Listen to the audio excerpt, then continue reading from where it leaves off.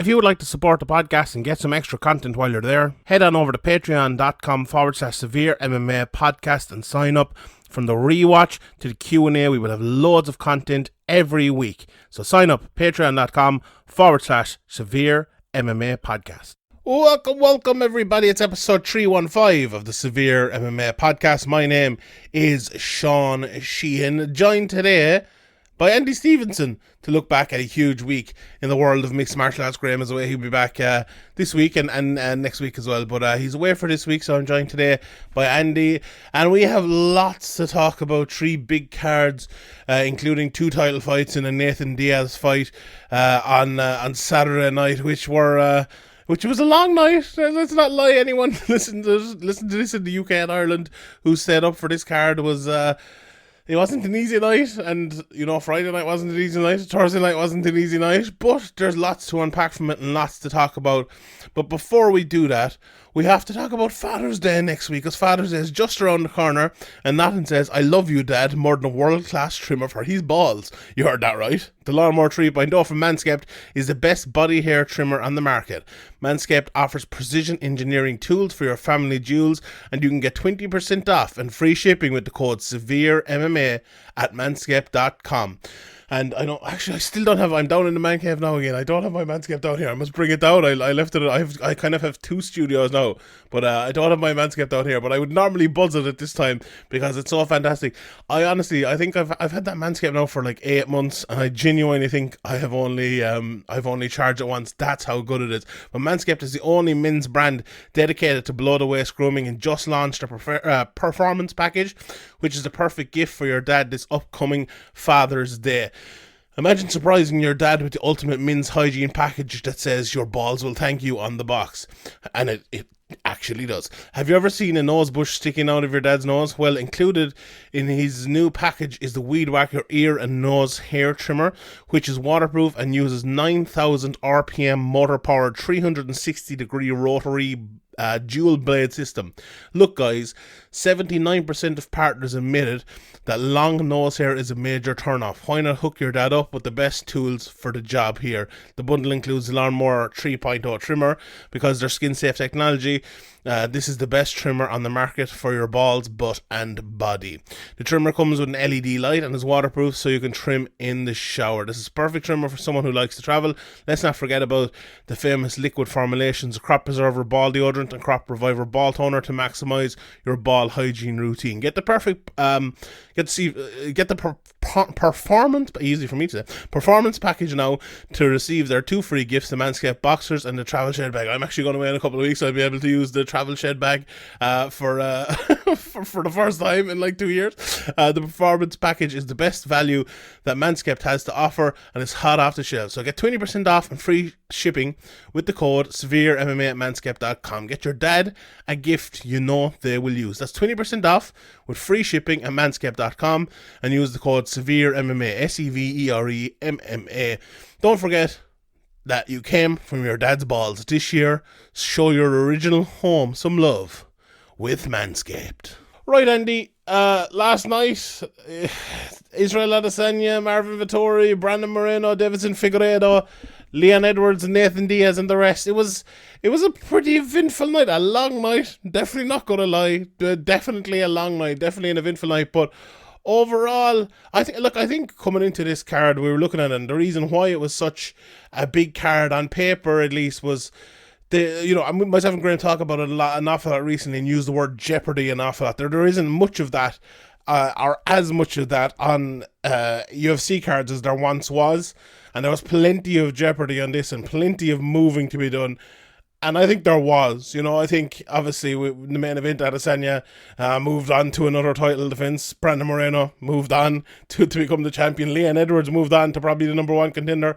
Bilal Muhammad moved on in his career, as did Paul Craig. But it was maybe not the most exciting night in the world, but it was an eventful one, wasn't it? And it was one where things happened and things moved. Yeah, I thought it was a great card. It's rare these days. I've been a bit MIA from MMA a little bit watching it, but this was one of those cards where it was kind of must-watch TV. Nate Diaz, as always, must-watch TV. But I thought it was a very good card, but I can't believe you're burying the lead here. Go on. What is it? The robbery of Marvin Vittori. Yeah. Why has he come out and said something? I haven't seen the first fight press conference. See his hand up, ready to be called a champion. Yeah, well, Nate Diaz did the same. But sure, look, these things happen in MMA. Yeah, it's weird. It's like watching Israel Adesanya, like he was clearly just fucking levels above Marvin Vittori. But he fights. I always find, and I find that it's there's certain fighters, and Israel Adesanya is one of them, where there is always jeopardy, and I think it's because of his fighting style. Like when you see him kind of leaning back, so kind of a la Anderson Silva, head back, and you're kind of waiting. You're thinking, okay, he's absolutely schooling Marvin Vittori here, but if he connects with one straight right down the middle, he could put him out, but he just never got close to it even. Yeah. So I think, like, I always find when I'm watching Adesanya, he's so skillful, but he leaves himself open to getting caught, but he's just most of the time it works out for him. So I'm always a little bit on edge kind of when I'm watching him, when he's he has that kind of beautiful head movement up against the cage and things like that. I'm always a bit kind of on edge, just thinking, okay, well, what if he gets cracked here? His hands are down, but he's just so good that he doesn't. That's actually a great point, to be honest, because I was watching that fight last night, and there was I didn't really kind of say that to myself until you just said it there. There is that, like, there is that bit of jeopardy with him. Now, the problem with last night, as you hit in there as well, I think he was just too good for Vittori and too quick, and his movement just was too good, and also a big part of it as well, Marvin Vittori not the biggest hitter in the world, so when he's fighting someone like a Romero or even a Costa, who I think is a less skilled guy even than Vittori, to be honest, there is a bit more of that jeopardy in it, I would feel like. But I think a big problem for Adesanya in that division is you have Robert Whittaker next, who I think is the clear number 2 in the division. Or if he beats him and then goes to a trilogy, maybe it could be a case of who is the best. But now that Izzy has beaten him, and the middleweight division is just really bad. It's like it's the worst division in the UFC, and men's division anyway. I think you could take women's 145 and with the 2 people in it and maybe put it above it. But it's a division where it's without a shadow of a doubt the most top heavy division, especially with John Jones seemingly gone out of 205. But when that does happen, the one great thing for Adesanya is, he will. Sometimes you have fights, right? Let's say, I don't know, a fight. Who pick out any random champion, right? And they beat all the challengers, and they come up against, like, Chris Carriasso versus Demetrius Johnson back in the day. Made Demetrius look really good because he was beating someone like really bad, basically, or not really bad, but not as good as you'd expect. Israel Adesanya is having guys as number 1 contenders who are not as good as you'd expect to be for the best in the world. So he's styling on these guys that are the ones that should be giving him the biggest challenges of anyone, and he's just making it easy. And he's even did that to Whittaker, who is a very, very good guy. But I feel like the likes of Vittori, the likes of Costa, are just not on the level of someone like Adesanya. And look, it tells a lot about Jan Blachowicz as well, who's a very, very good fighter. But there's no doubt about Izzy's quality. As you said there, he does get drawn in sometimes to the level of his opponent, and get drawn into the game of his opponent at times. But when you are when the game of your opponent is basically to bull forward and throw big shots at you, that's perfect for Adesanya, But I one adjustment that I thought, I'd be interested to hear what you think, because, like, having gone back and watched the first fight, Marvin Vittori was bulling forward a lot more, and he did it at times in this fight, and I think when he realised what he was doing was not working right. But he got a few takedowns early. I thought the smartest thing he did in the whole fight was trying to counter the leg kicks with takedowns, and he did it well a couple of times. But the problem was the takedown and the game to prey on moments against Izzy to take him down worked very, very well. But he didn't, obviously, what he did on top and holding Izzy down didn't go so well. But I think the biggest issue for Vittori was his inability to do anything on the feet, his inability to find a right performance, to find the tactics on the feet that would give Adesanya any bit of trouble. To me, and maybe disagree with this, but I thought he fought him at a kickboxing range. I thought he fought him a step inside of where he fought him the last time and a step outside of where he fought him the last time as well. So all the way out and all the way in, you hear it often. He wasn't. He was fighting him as a kickboxer, and when you fight Adesanya in that kickboxing range, it's trouble. What did you think of Vettori's performance here and the fight overall? Yeah, I thought it was very disappointing. I thought that really Adesanya beat him in every single area. Like even when he was getting taken down, he was landing big elbows. He was, immediately getting to his feet. He rolled out of one position and straight back up to his feet. Like he looked like he had learned from that Jan Blachowicz fight, and he was determined that wasn't going to happen again. Now, obviously, I don't think I wouldn't put Marvin Vettori on the same level as Jan Blachowicz even. But yeah, I just thought Adesanya was levels above. It was like a matador playing with a bull. It was like there was an element of frustration from the get-go, really, with Vettori. I thought that, even at the end of the first round, it was as if he was 4 rounds down and just desperate for something. It was desperation mode from the very beginning of the fight, is what it looked like to me. And yeah, like he really offered nothing. If we're being honest here, like he really offered nothing. Adesanya just played with him, and okay, there were times where Vettori would land a few kind of big shots, but they never really troubled Adesanya, and he was able to just I wouldn't say tee off. Like, he wasn't really teeing off. He was playing with his food, is what it looked like to me for the entire fight. That's very true, and I think one part of that, which I don't know if it's, I've kind of come up with this idea myself, and I don't know if it's true or not. But in the first fight, Adesanya was kicking the inside leg an awful lot to stop Vettori from coming inside, and this time he was kicking the outside of the leg a lot, and I feel like, okay, that was to do with the range of which Vettori was fighting in, but I also think it was to do with the tactics of Vettori and wanting to actually draw Vettori in, wanting Vettori to come onto him and come into his range so that he could counter him inside even better, move that head, get out and land the shots on the outside. And I think that's exactly what happened. And that to me is exactly what you were talking about there, kind of playing with your prey a little bit and just fighting in such a way that you're hurting a guy really badly while also drawing him into an area which he really doesn't want to be. If you look through the first couple of rounds, like my notes here, leg kicks, Marvin took him down from the calf kick. Izzy just managed to get to the cage, and then there was just more leg kicks. There was just more leg kicks all the time. They never stopped. He landed a couple of head kicks. The second was a little better from Marvin.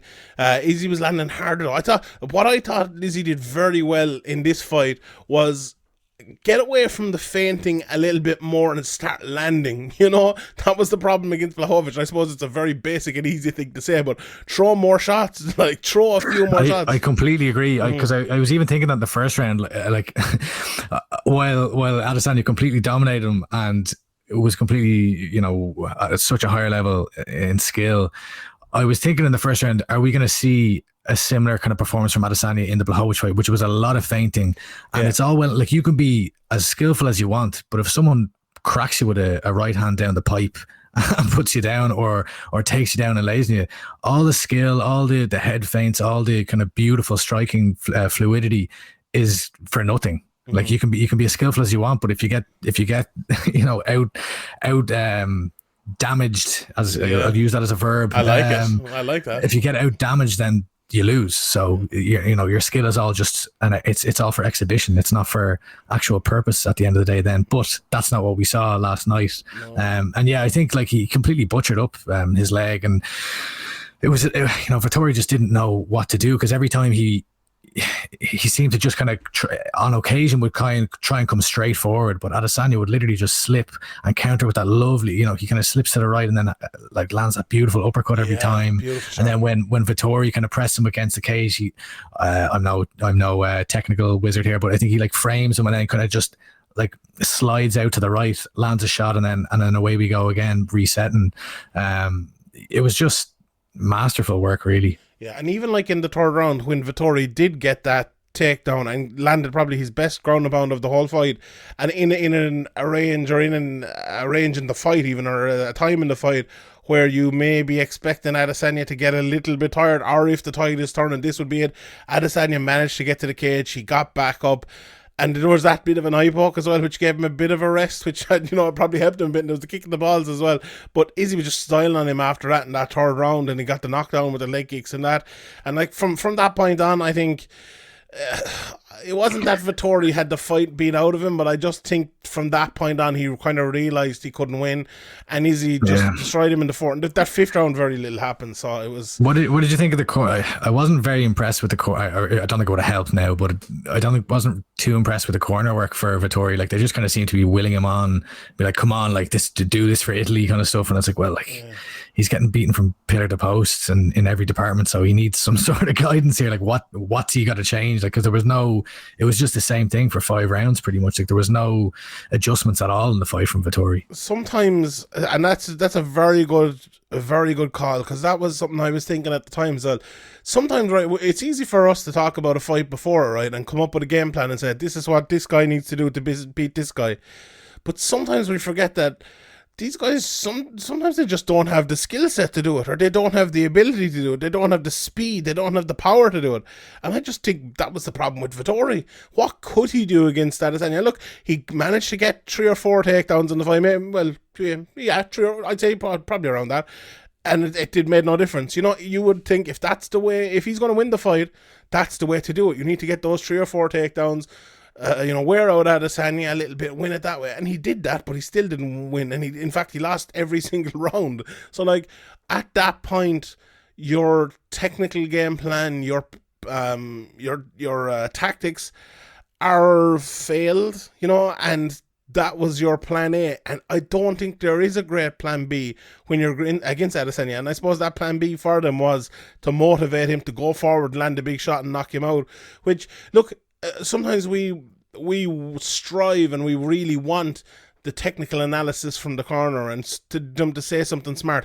But when it is with someone like Vettori, I don't know, is it the worst thing in the world just to try to G him up to like go forward and go insane and lose the head a little bit? Yeah, maybe, go full Hulk mode. Yeah, maybe that was his best way of winning the fight. Yeah. So yeah, Vettori kind of reminds me of the little dickhead from Toy Story. What's his name? Oh, I don't know. I haven't really watched much. The bad kid. It's not Andy, the other lad. Anyway. Side note. He reminds me of the young baldy lad from This Is England. He's 2 middle fingers and stuff. Yeah, but look, a great performance anyway from Adesanya. Yeah, and it is like the middleweight division really does seem to need Darren Till to rise to the top here now, because it's slim pickings for Izzy at the moment. I think Izzy has been smart though, hasn't he, to realise that the middleweight division is kind of slim pickings and start talking about lads like Darren Till or even Uriah Hall as well. And look, I suppose everyone wants to see the Robert Whittaker rematch. Uriah Hall match could be a fun one. Yeah, I think he'll win it, but it will be fun. Yeah. So it could be entertaining at least. Yeah, looking forward to seeing that. All right, Brandon Moreno versus Davidson Figueiredo. Look, this is a fight where my analysis of it is probably a little bit unfair to the new champion. And we will talk about the new champion in a second because he did a great job. But to me, I have never seen, well, maybe not never, but in a long time, I don't think I've seen such a clear fight where one guy is absolutely in bits in there. He looks drained from a weight cut. He looked drained from a weight cut from the press conference to the weigh-ins to the fight. And this was not the real Davidson Figueiredo. We've seen the real Davidson Figueiredo fight before, and he looks absolutely fantastic. He looks like a killer. I always say that he's like a heavyweight fighting at flyweight. And this was not that guy. This was absolutely not that guy. Now, take nothing away from Moreno. He went in and beat what he could. And Figueiredo's still dangerous, He almost caught him a couple of times, but I don't know. I haven't heard many people saying it, and I don't know if I'm out on an island on myself and it's just me in my own head, but what did you think of Figueiredo? I just thought he looked absolutely awful all week, and that translated over to the fight. Yeah, I think both can be true. Like, I think that Davison Figueiredo probably wasn't at his best, but Brandon Moreno showed up and he was at his very best. I think. Like when I was watching the fight, I was thinking in the first round, it was kind of reminiscent of one of the, I can't remember which one it was, but the Benavidez fight, but this time Figueiredo was on the other side of it. He was just kind of getting punched around and didn't really look like he was kind of coming in swinging wildly with these kind of big haymakers, but they weren't. It just wasn't working for him. And then in round 2, he was in bottom position and he was landing some nice elbows and things like that, but he just kind of looked a bit. It all looked a bit laboured. Like he looked like he was kind of showing up to show up and kind of get his night work done and get through the fight, rather than showing up for a world title, which is what you need to be in. You're fighting for a world title. You need to be top of your game. And all credit to Brandon Moreno. He came out like, he came out just with everything. It was you could see in the emotion afterwards that this meant everything to him. I know they fought for the title in both their last fights, but it seemed like this was his real title fight. This was his, star-making performance. We saw how much it meant to him afterwards, and he fought like that. He fought like he was coming with absolutely everything. And he blew through Figueiredo. Yeah, I would agree with everything you said. Like, I think if it was the 100% Figueiredo in there against this Moreno, I think it would have been a close fight. I don't think necessarily just because Figueiredo looked bad, that means he would have won this fight, because we saw in the first fight, there is ways to get to Figueiredo. And I thought Brandon Moreno just looked like more of an athlete in this fight than he has ever before. And I wonder, is that because, maybe he got an extra bit of money, obviously, for the title fight the last time. He was able maybe to prepare a little bit more, put an extra bit into strength and conditioning or something like that. He looked a champion. As simple as that. He just looked the champion in there. I thought he looked absolutely fantastic. And as you said, from minute 1, he came out and he was just like throwing with... It was not a reckless abandon, but it was that's the completely wrong phrase. But he was thrown with a calm kind of abandon that you would want to throw with when you're a flyweight, especially, because and fighting Davidson Figueiredo and doing it more than him, that's exactly what Figueiredo is known for and what he's brilliant at. And doing it more than him is some feat. Moreno looked slick and calm and brilliant very, very early, and I think Figueiredo, he struggled with that, because Moreno, his ability to land, and even when he kind of dropped him there towards the end of the first round, I think that was a sign. With the jab, wasn't it? Yeah, that was a sign that, look, Figueiredo is not able to take the shots and Moreno is able to put him out. I thought the second round, Figueiredo won that round. He was landing some shots on the feet and he cut, or maybe not cut, but gave that big mouse to Moreno from the bottom, landing some elbows on the bottom. But it was a close round. I think one judge gave it to Figueiredo and I think 2 gave it to Moreno, but it mattered not because of the third round. Like, on the ground, when Figueiredo gets his back taken, you're kind of not expecting him to be choked out. You're expected to turn it around and land some big ground and mode and elbows and maybe get the back himself or get into a scramble. But it just looked like he was defeated in that position as well to me. Maybe I'm reading into it too much. Not one to give the commentary team too much praise, but I thought they called it perfectly there. Like, once he got that body lock, it was that was all she wrote, really. I know, like, it took a few attempts to actually cinch it in, but I thought it was all over once he had that. And like, it was a real coming of age performance for Brandon Moreno. Like, he's only 27. I was looking there, like, to me, like, okay. Davison Figueiredo is 33. It's probably nothing to do with his age or anything like that, but I would say that, the weight cut had to have affected him. But the real story here is definitely Brandon Moreno. Like, what a story to be. I think he was like the last seed in Tough when he was on the show. Then he got cut by the UFC in 2018, came back, and now he's the champion. Like, that's a dream story for a fighter.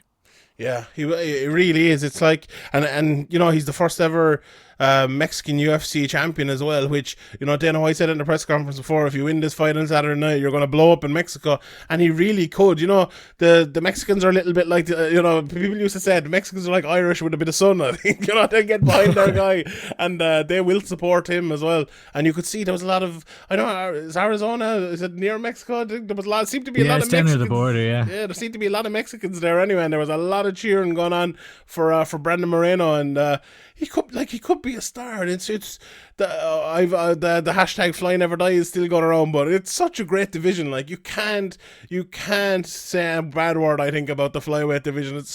We've had some absolute classic fights and classic performances coming from, Demetrius Johnson all the way up to last night. It's been such a great division. And the fact that the UFC tried to get rid of it one stage to me is horrendous. But anyway, it's still there. Yeah, and there's so many fun fights as well, like Askarov. There's a ton of fighters that you can match him up against with as well. I'll be interested to see what Figueiredo does. For me, I think it'll be his last fight at 125. I just think he looked defeated before the fight even happened last night in terms of like his ability to contest the bout at 125. He looked out of it, to be honest, for all week. And it was a good passing of the torch fight because he made Moreno look good on his way out, I think, maybe more than anything else. But I'd like to see Figueiredo 135 with an extra. Wouldn't mind seeing Figueiredo versus Aldo if he does jump up. Yeah, geez, that's a good fighter. Figueiredo versus someone like a Frankie Edgar or Cody Garbrandt even. I think that'd be a fun fight. But yeah, there's lots of fun fights for him up at 135, and hopefully I look forward to him there. And as you mentioned, I think Moreno versus Askarov is probably the fight to make. If Figueiredo stays at 135, maybe he has a chance at a third one, but I don't know, after a draw and a loss, maybe not. But yeah, I'm really looking forward to seeing both these guys and what they have to do next, because I'm a big fan of both of them. I think they're very, very good. So I suppose let's talk about Leon Edwards versus Nathan Diaz. It was what? 209. What? Stockton. I still don't understand why Nate Diaz took this fight, to be honest. I've been saying it for the last fucking 3 months. But yeah. Only Nate Diaz can get absolutely battered for 4.5 rounds and come out the winner. Champion. But in fairness, he nearly did win. There's no doubt about that. Okay, we can joke about Nate coming out the winner, even though he got absolutely destroyed in 49-46 across the board. But there was a very, very real possibility there for about 55 seconds that Nathan Diaz would not need the judges and that he almost finished Leon Edwards. And it was one of those where, like, you were watching, it was like, no, is he gonna do it? Is he? It was like watching a fucking horror movie or something. It was insane, and in a good way. He vindicated every single Nate Diaz fan who would say, the Diaz rounds 4 and 5, and he was right. Yeah, like he put it best himself in the post fight press conference. He goes, in a real fight in the real world, that fight's a wrap. Mm-hmm. And he said that Leon Edwards was sleepwalking, which I thought was a brilliant line. Yeah, and it also, do you know what it gives the Diaz fans who are like, he has him where he wants him after round 3, which I tweeted, and then he almost won. But it also makes them look back at the Masvidal fight now and go, well, if that fight wasn't stopped, Nate Diaz probably would have done what he did to Leon Edwards. But Masvidal isn't as good as Leon Edwards and doesn't have as good of a gas tank as Leon Edwards, and wouldn't be able to get through it. And Nate I saw someone online saying that Diaz should only fight 10-round fights from now on. Yeah. Oh God, I don't know what I'd be able to stay awake for all of them, but there's just too many rounds last night. But that's another debate. But look, I suppose we have to. It's one of those fights where a lot of, some people were saying like, oh, this is the fight to put Leon Edwards over. This is going to get him to the next level, and it makes all the sense in the world because you can get the shine from Nate Diaz.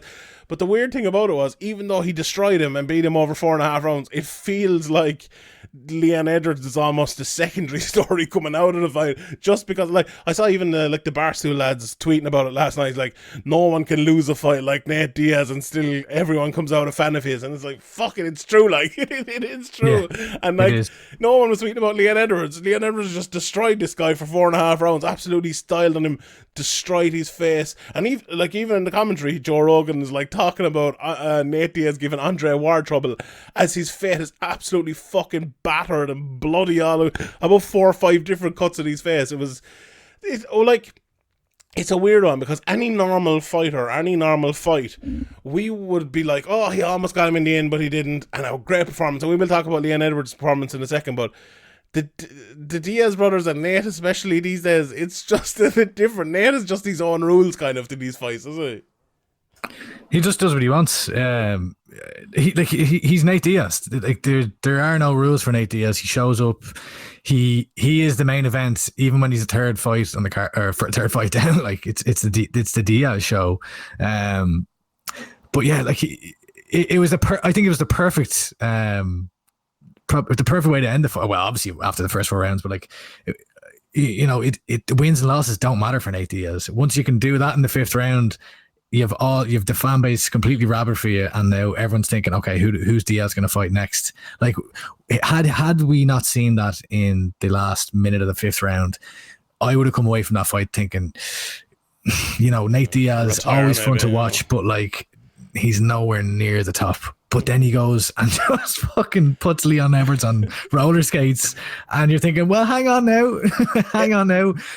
Who do we want to see next? Like, the best part of it, though, I don't know who you put. Like, I think the McGregor fight, winner of the McGregor Poirier would be a good fight. Well, I don't know what the winner of that, but like, I think what it does open up is, I feel like if Nate had just lost this without a whimper, even the thought of the McGregor trilogy, or say fighting Masvidal again or someone like that, would have been, look, we would have seen it, we would have watched it by the time it came around, but it would have been like talking about it today, it would have been a little bit like, but now I think it's like everyone's like, well, you know what? I wouldn't mind seeing the Masvidal fight again. I wouldn't mind seeing the McGregor trilogy, and I think that's what last night achieved for him more than anything else. But if you look at the fight overall, in the overall picture, like from Leon Edwards' point of view, and from purely his point of view, and not looking at it from like the point of view of how the fight went or how we analysed it afterwards, it was a very good performance for the most part. He came out,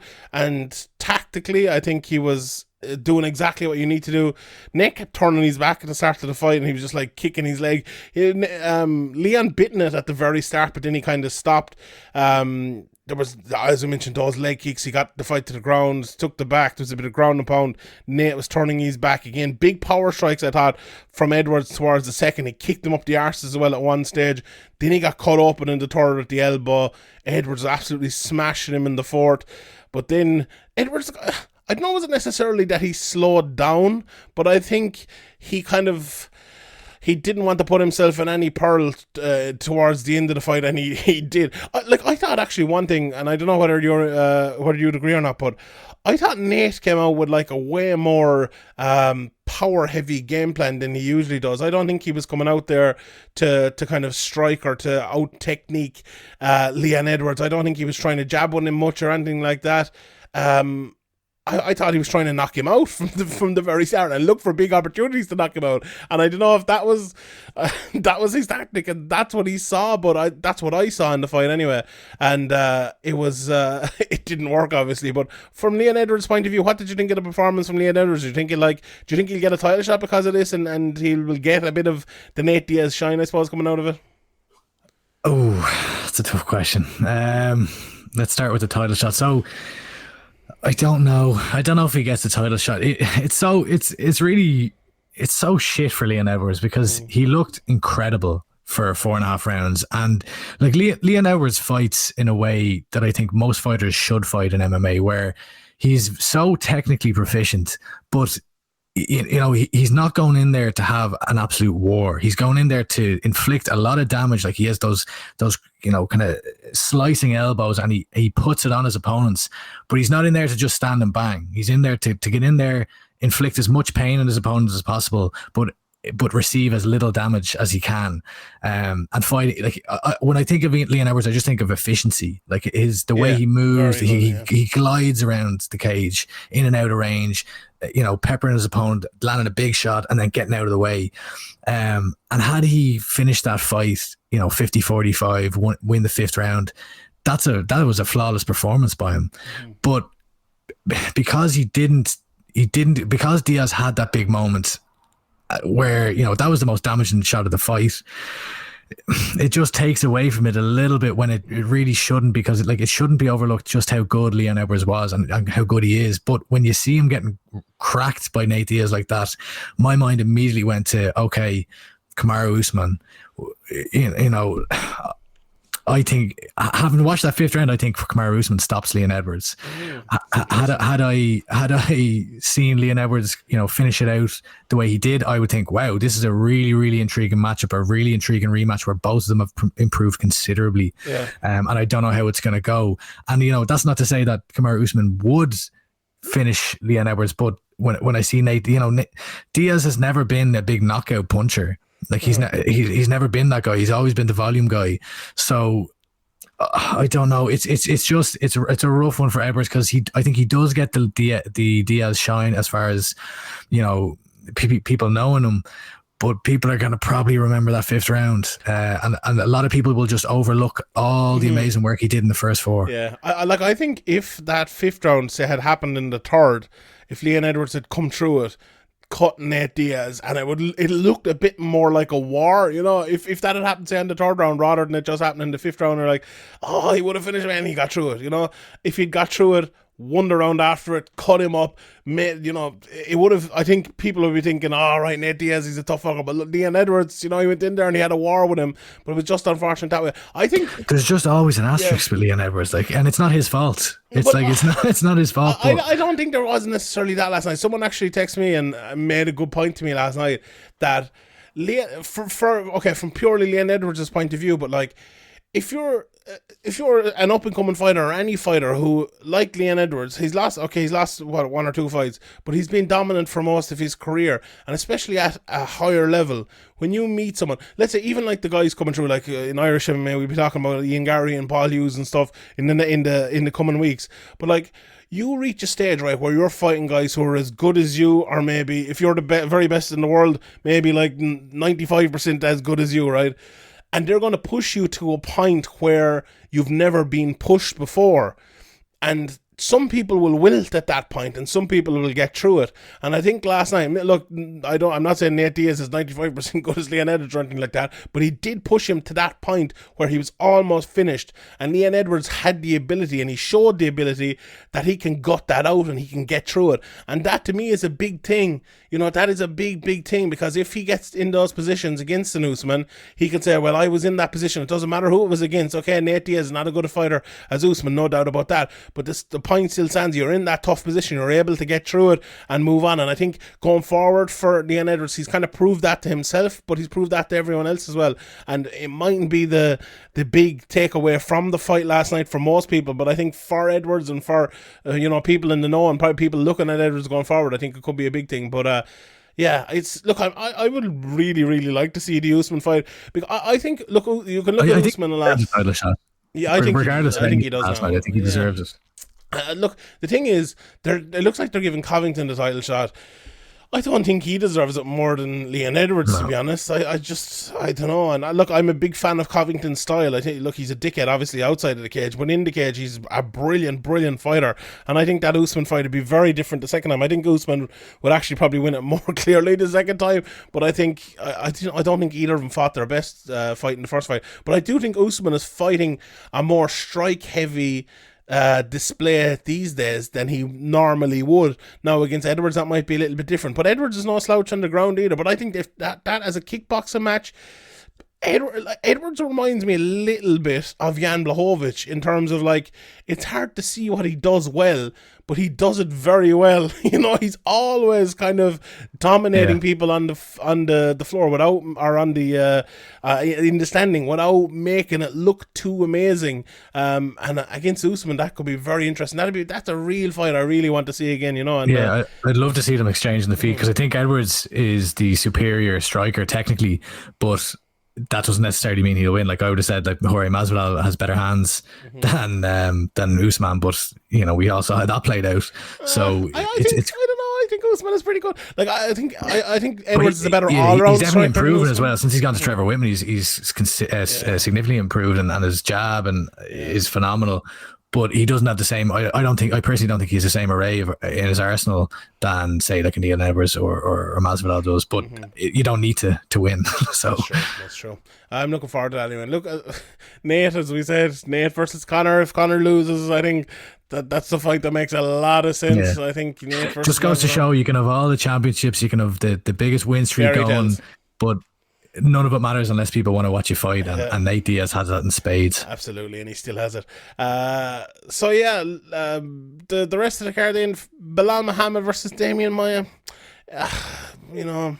Not the best fight in the world. I couldn't understand why Damian Maia kept getting a single leg in the middle of the cage and didn't once try to sweep the back leg of Belal Muhammad. Just constantly, I was like, sweep the leg. It was one of the most frustrating fights. And look, Damian Maia, he's a very good fighter, but I think this fight kind of played out how we predicted, and when we get to the next fight, it didn't play out how I predicted. But I think Belal just kind of picked him off a little bit on the feet when Belal was able to stop the initial few takedowns, kind of weather that early Damian Maia storm. It was one of those fights where you kind of half stop watching it, you know? It was like, ugh. This fight it wasn't great. No. I don't think it did Bilal Muhammad any favor. But I suppose like anytime you're facing Damian Maia though, like they're never going to be the most just entertaining fights. It's just a case of getting through it. But I thought like I can't remember. I think actually I set an alarm to get up for the fights. So I missed the first half of the first round. But it looked like Maia was going to have a decent amount of success, but then it's literally as soon as it seemed Muhammad was a bit nervous maybe in the first round, but once he kind of overcame that, he just started to grow into the fight and just pick Maia off on the feet for the rest of the fight. I think that's a very fair assessment. And maybe more careful than anything else in the first minute, but yeah, I think that's a fair assessment. Exactly what happened. But Paul Craig versus Jamal Hill. This was God Almighty, fucking disgusting. Jesus Christ. I tweeted before, I think Jamal Hill will be UFC champion. I think he'll finish Paul Craig early. ESPN happened to put it up on the TV screen just as the fight started, and about fucking 2 minutes later, Jamal Hill was leaving looking like fucking Nick Newell. Like, it was Jesus Almighty. Jesus Christ. He was, like, in fairness. What do you want? It was horrible. It was fucking horrible. You heard my reaction. Yeah, I did. Yeah. I'm watching it again here right now. This is disgusting. It was one of those arm bars where he's like the wacky inflatable arm man. It was wacky inflatable. What is it? Wacky inflatable. Wacky inflatable arm man from Family Guy. No, yeah, wacky wave inflatable arm playing Juman. Wacky wave inflatable arm playing Juman. Wacky wave inflatable arm playing Juman. Yes, it was. Well, actually, was a bit. The weird thing as well about Paul Craig is it's this fucking shoulder lock. He just gets lads. If you can get near him.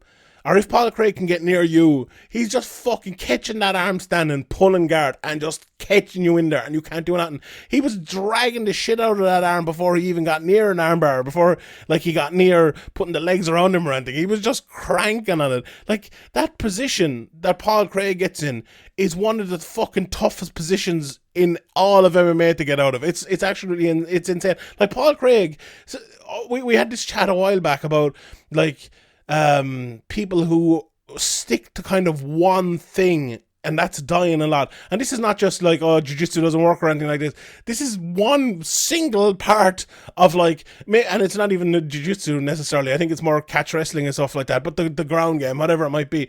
He just has this one position where he is just an absolute fucking demon in, and which he will just rip your fucking arm to shreds, and there's nothing you can do about it. Once he gets you in that position, you might get out once. If he gets you in there again, if he can show he can get you in there once and he can get you in there again, you're fucked. You really are fucked. It's just such a dangerous position, and all credit to Paul Craig. You know, it's lots of people have this, but the ability to get people into that danger zone. Look at Damian Maia. He couldn't do it, Muhammad. He couldn't get him into the danger zone. Paul Craig did it within fucking a minute of the fight nearly.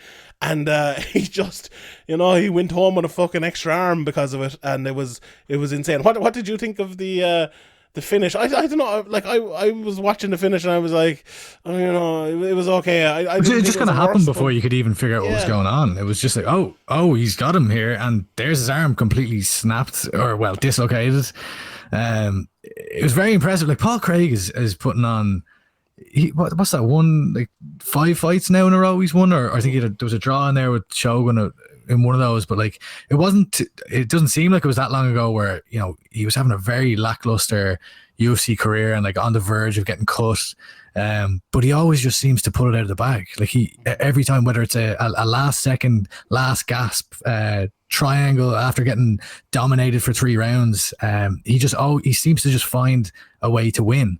And like, I picked Jamal Hill to come in here and get the KO, and he'll just put an end to that from the very start of the fight. Like, it was an easy night at the office for him when it really probably shouldn't have been. Yeah, and I still think Jamal Hill will be UFC light heavyweight champion. I still think he's very good, but like, if he comes up against Paul Craig again, he's gonna have to mind himself, because this was devastating. And Look, I look for the stoppage for me, right? A lot of people are criticizing the referee, and when there is local referees, and Ariel made the point last night over on Twitter, I think, and I always make the point myself as well, that it's the best. Look, whether it's a judge, whether it's a referee, I think the best people in the world should be put in those spots, and people can still make it into those spots, like someone like a Brian Minor, fantastic referee and judge. He is refereed at smaller shows, make your way up, get to, if you're on this side of the world, a KSW or a Cage Warriors, or get into, maybe an Invicta or an LFA over in America, and then make your way to Bellator and in the UFC. That's the way to do it, not just because you're from an area being put into that job. Now, the finishing it, that's that point made.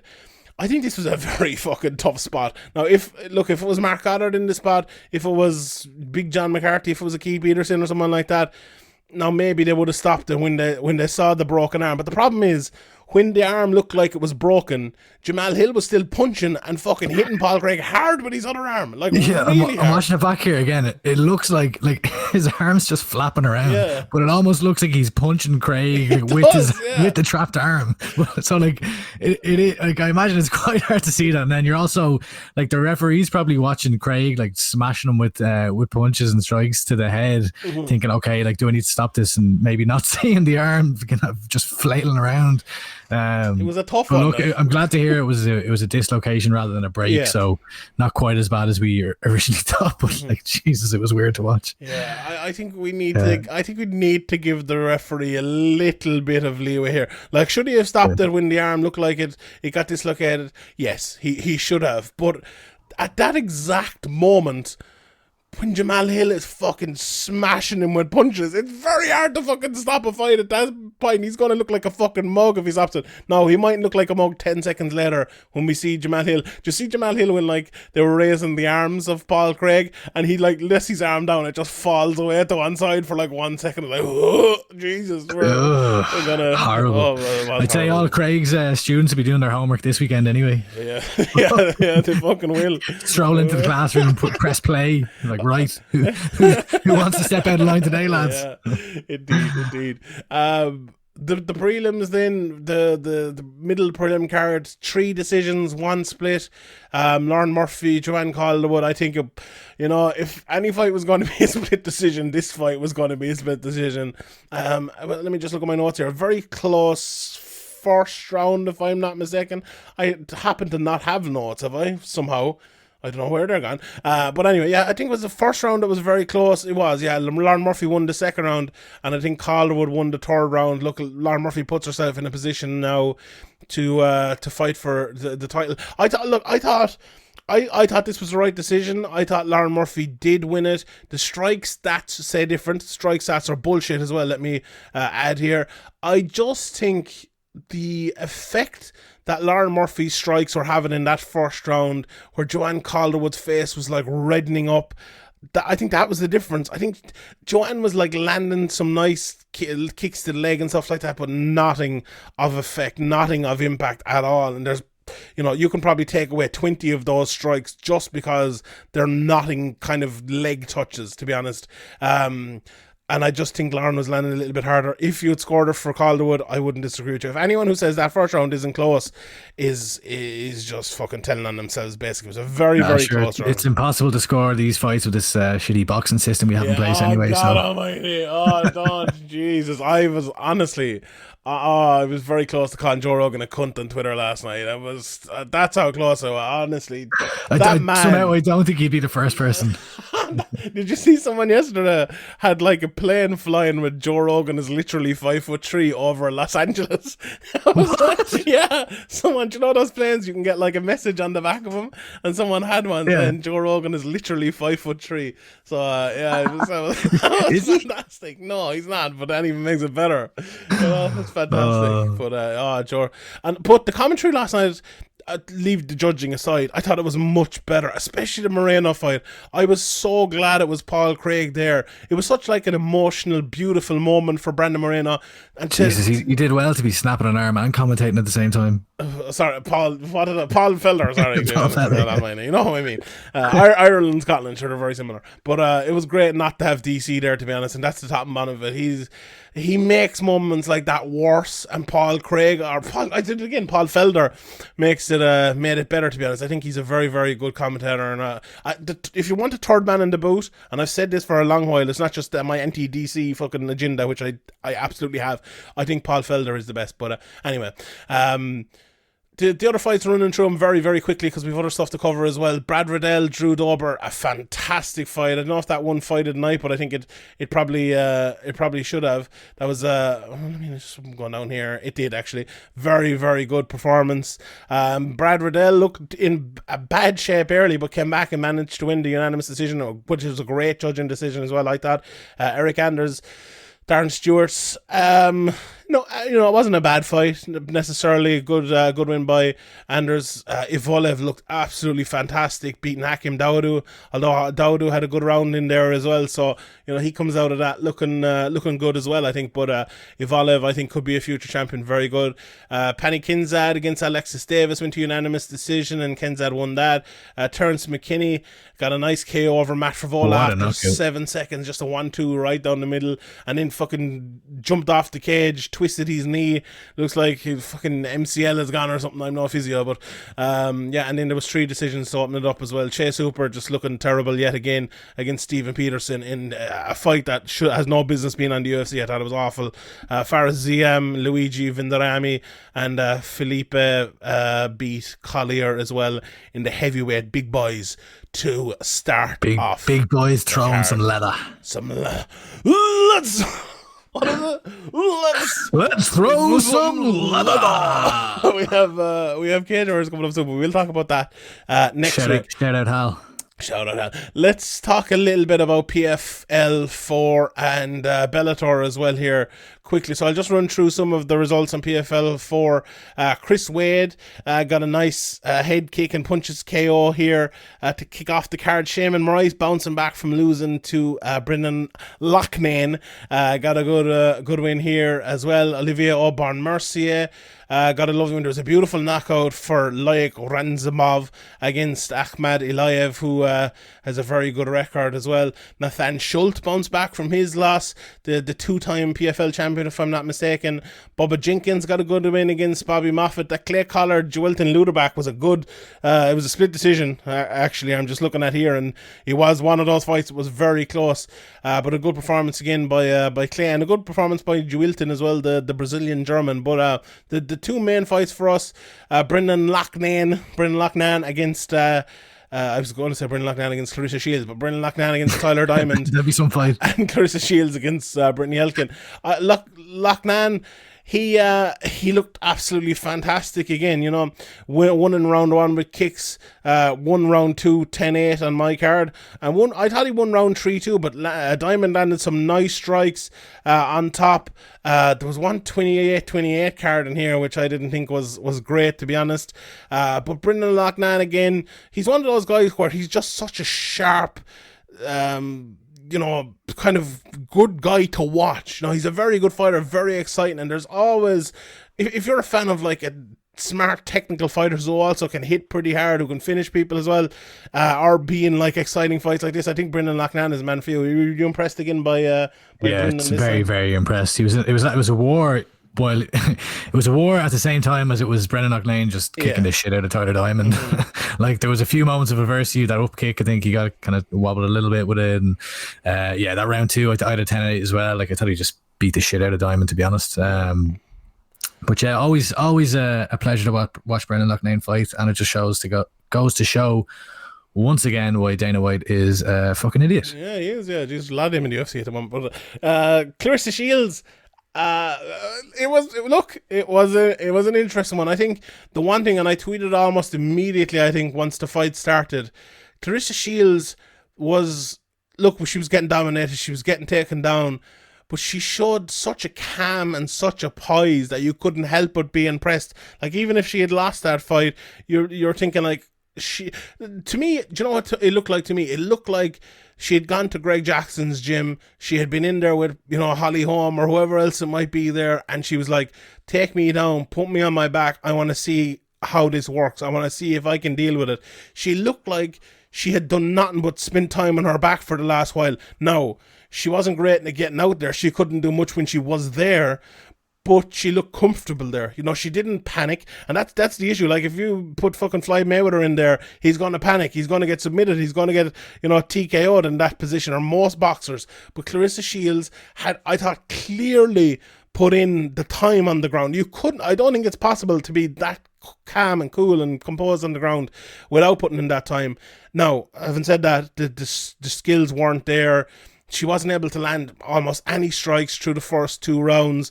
Elkin did a good job of taking her down, but she kind of threw it away a little bit. I think she could have not necessarily opened up a little bit more, but a head and arm choke or something like that, where you're not giving up the position, like going for the armbar like she did, so Shields can kind of push you out and get away. I think that was what was missing for Elkin. The third round, she attempted to get in on the leg. Shield just landed on top of her. She was good heavy on top and landed some vicious ground and pound. It was one of those stoppages where the referee, if he'd stopped it, I think maybe 15 seconds earlier, I would have been like, she's landing shots. But I think Elkin is kind of in on the leg, but she just took too many shots, and the stoppage was a good one, I think. But overall, I want to see Clarissa Shields fight again. I want to see if she can improve. I want to see if she can stuff a few more takedowns, and I want to see a bit more of her striking, to be honest. And I'm looking forward to it. It was impressive while being, not great at the same time.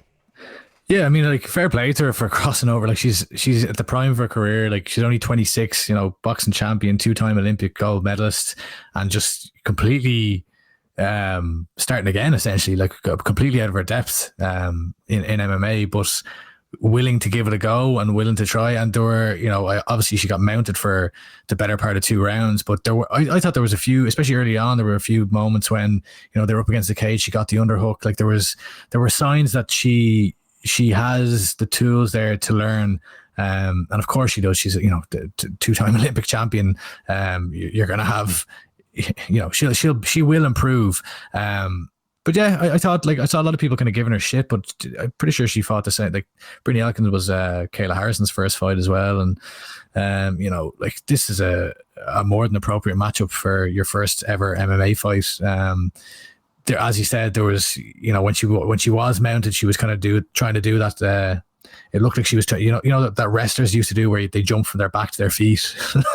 It kind of looked like she was trying to do that to just get out of it, which really wasn't working for her. But she'll learn techniques and maneuvers in time, and really her power just kind of won it for her. Once she was able to land some strikes from the ground, then that was all she wrote. So yeah, good. And as you said, coming through adversity, to be mounted for almost 2 rounds, maybe not a full 2 rounds, but a large part of the fight, and to still be able to put it out and get the win, that's a really positive sign. Yeah, and I think you can get a long way in MMA, especially the women's 155 pound division, with a really good poise, a really good athletic base, and big power in your hands. You can get a long way. So I'm looking forward to see. When she was able to get into range as well, she was really, the hand speed, she was cracking. So once she learns to kind of be able to move between ranges, she'll be a real problem once she can get inside. There was a big height difference and reach difference, I thought, as well. So probably didn't help her.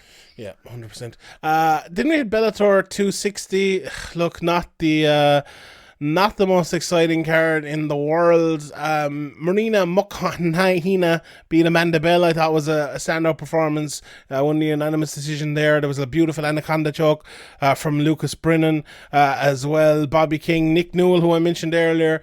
It was a fun fight. It was a very, very fun fight, I thought. Bobby King ended up winning it, but Nick Newell, did himself proud, as he always does. He's 16-4 now record, and a good fight there. But this main card was just lots of wrestling, lots of decisions. A good win from Mark Limminger against DeMarcus Jackson to open it up. Aaron Peacock looked very, very good.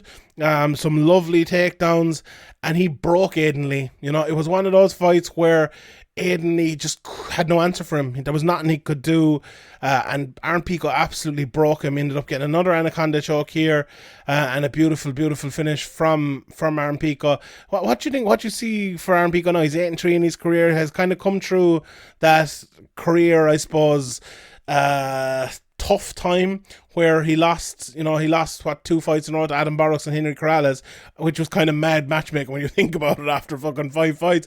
But he's won 4 in a row now against 4 good guys. I think it's time for a push. I tweeted out I wouldn't mind seeing him fight Mads Burnell next. I think that'd be a fun fight. What do you think of Aaron Pico? Pedro Carvalho would be a good fight too. Yeah, that wouldn't be a bad one at all. Yeah, I wouldn't mind seeing that. But I think it's time. Like, he's kind of had that rebuild now, and it's time to push on towards the upper echelon of the division. They rushed him early in his career. It was too much too soon, but he's shown that he's made improvements, and he's bounced back, and he's winning. So he's a lot more mature now than he would have been a couple of years ago as far as his career. And yeah, now is the time when they're moving him along now the way they should have been at the very start. 100%. So yeah, continue as they have been matching him, and I think he'll be fine. Mm-hmm. I'm just looking, just a random one there. I see. I didn't actually watch the fight at all. But that first one, what's her name again? That beat Amanda Bell. Sorry, 1 second. Her name is very hard to say. Yeah, Marina Muknatina or whatever the fuck it is. Yeah, match her with Leah McCourt immediately, I would say. I don't know. This is a tough fight for Leah. I think she's not bad. Well, maybe. It's either that or it's the likes of Cyborg and so like there's a big, that's the reason why I'm saying is there's a big gap between the top and the bottom of that division, and it's not a bad show. Yeah, that is not a bad show in fairness. Yeah, I wouldn't mind seeing it. It'd be a fun fight.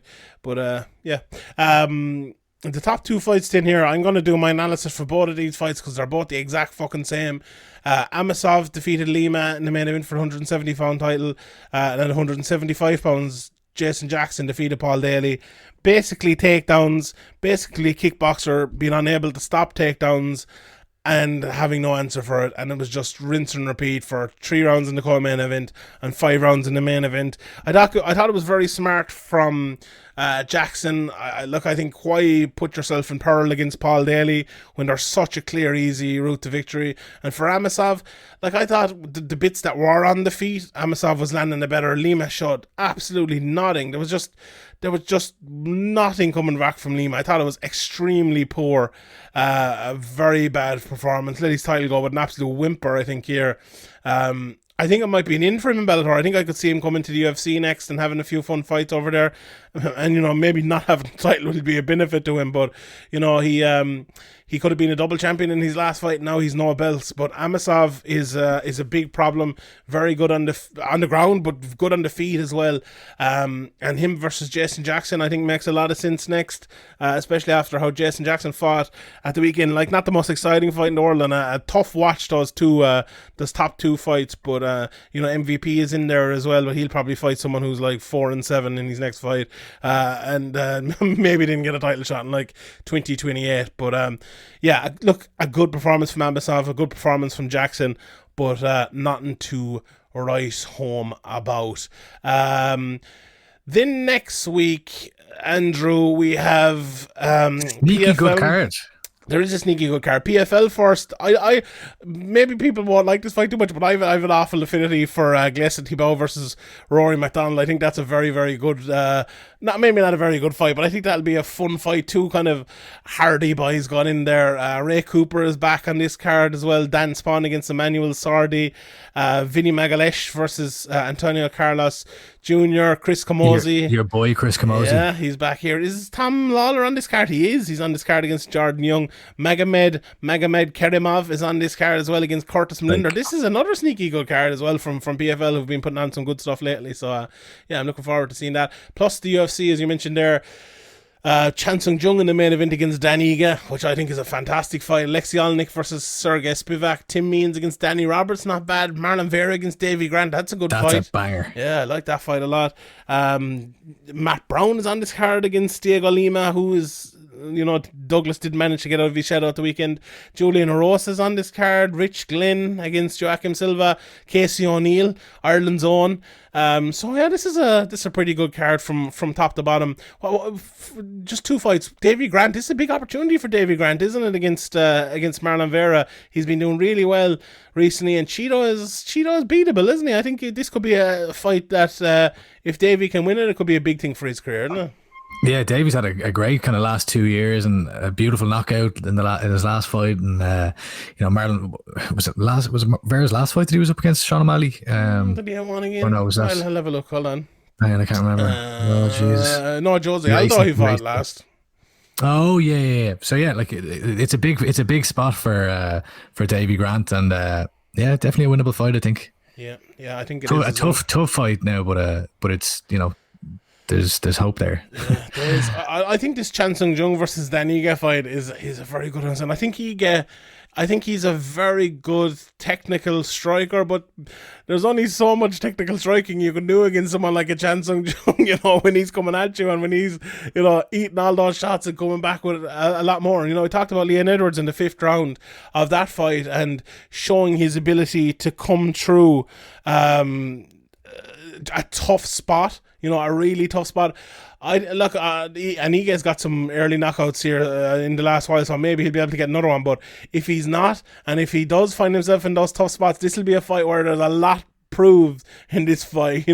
If he can come through against Korean Zombie, I think he's right up there towards the top of the division. I'm a big fan of Iga, but I wouldn't rule the Korean Zombie out here at all. I think he has a great chance, and I think this could be a one where there's a lot of heavy leather exchange between the two of them. How do you see it? Yeah, I agree. Is that it? That's it. Fair enough. I will leave it at that. It's one of those. It's going to be and a contender will emerge from this fight. So I don't really know how to call it, if I'm honest. So looking forward to seeing it. I think it is one of those where we're just going to show up and it's going to be fun, and that's that. So fair enough. It'll be fun from bell to bell. It will indeed. Right, Andrew, thank you very much. Happy birthday as well. I hope you had a great weekend. That cake looked absolutely delicious. It's not a deluxe bakery, but it's okay. I'll leave it at that. Follow Andy over at AndyST123 on Twitter. That's the one. You can follow me, Sean Sheehan BA, if you want to sign up, patreon.com/Severe MMA Podcast. There's lots of stuff going up there over the next while. There's a interview actually Ian O'Neill has in the books coming up in the next couple of days with Miles Price, who has been absent from MMA for a while, and he explains why and talks about his comeback and stuff like that. So check that out. It's coming up over the next couple of days. That one now. Yeah, it'd be very interesting. It seems like a decade ago that he beat Quealy, doesn't it? It does, yeah. It seems like a long time. So interesting interview with Ian and Miles Price. Thanks to everybody for listening.